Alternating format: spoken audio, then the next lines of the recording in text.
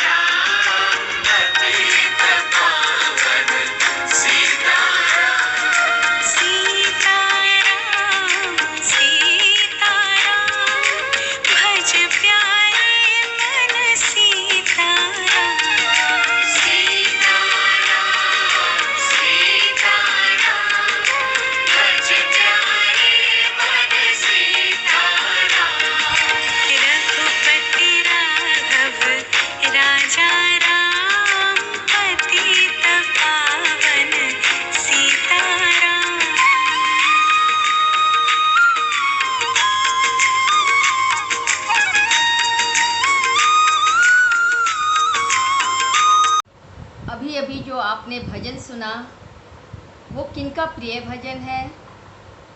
जी हाँ, ये भजन महात्मा गांधी का प्रिय भजन था। इस भजन को वे अपने अनुयायियों के साथ गाया करते थे।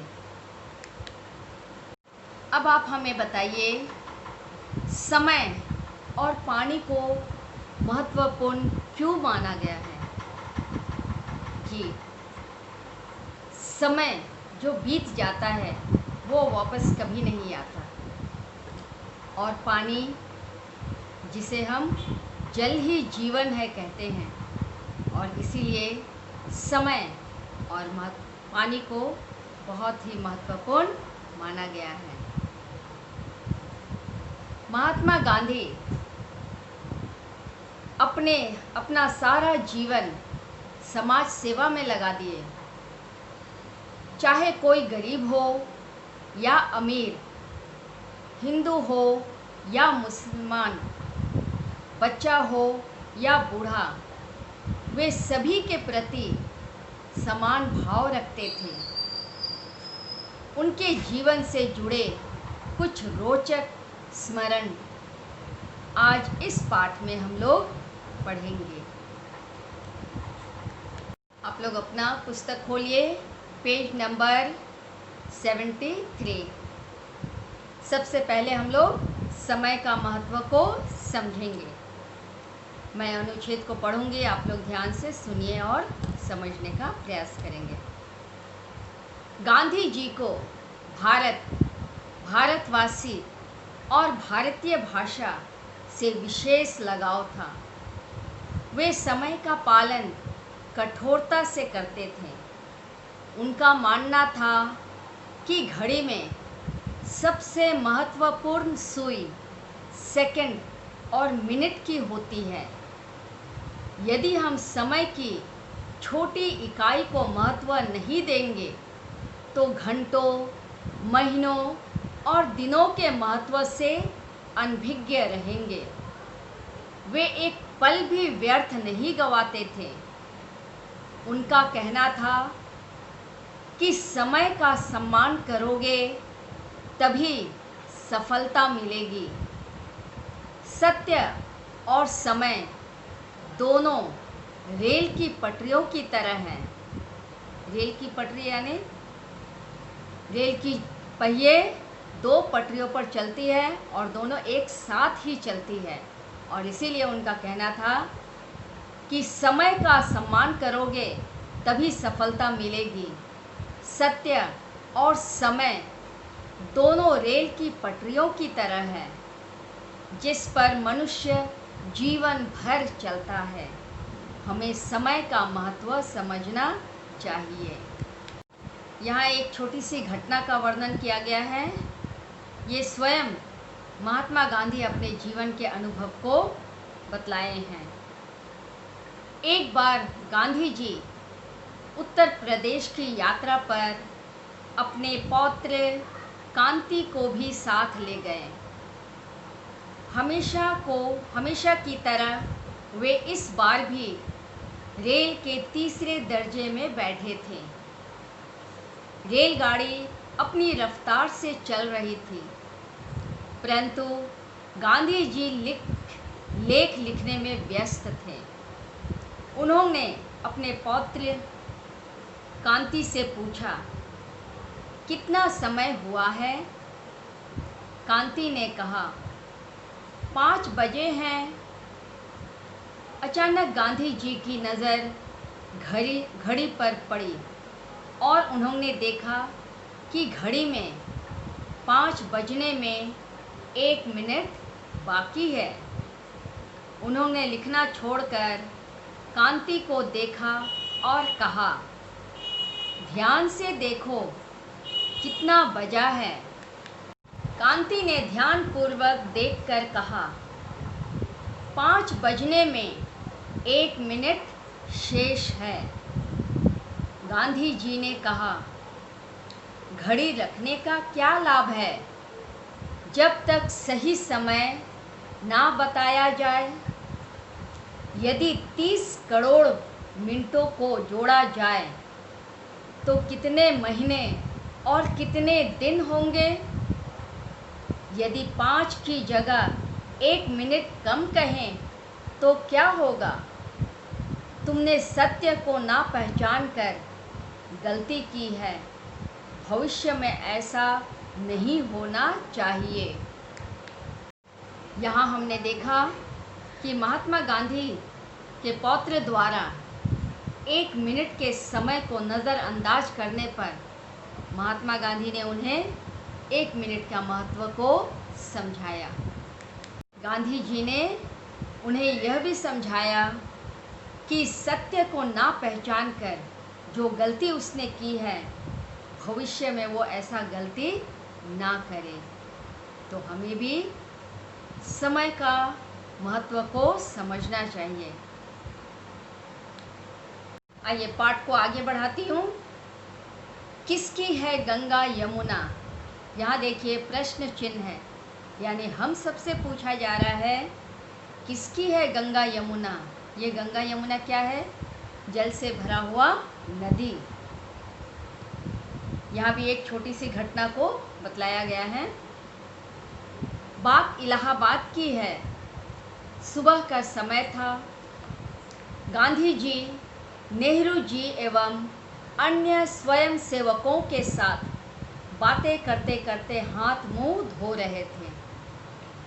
गांधी जी ने कुल्ला करने के लिए जितना पानी लिया था वह खत्म हो गया और उन्हें दोबारा पानी लेना पड़ा। इस बात से गांधी जी थोड़े खिन्न हो गए। खिन्न मतलब वे दुखी हो गए, परेशान हो गए।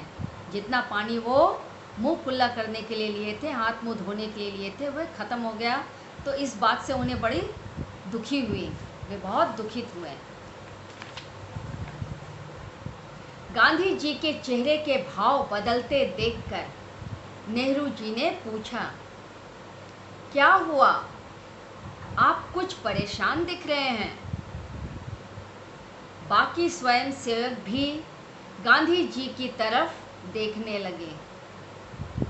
गांधी जी बोले, मैंने जितना पानी लिया था वह खत्म हो गया और मुझे दोबारा पानी लेना पड़ रहा है। यह पानी की बर्बादी है।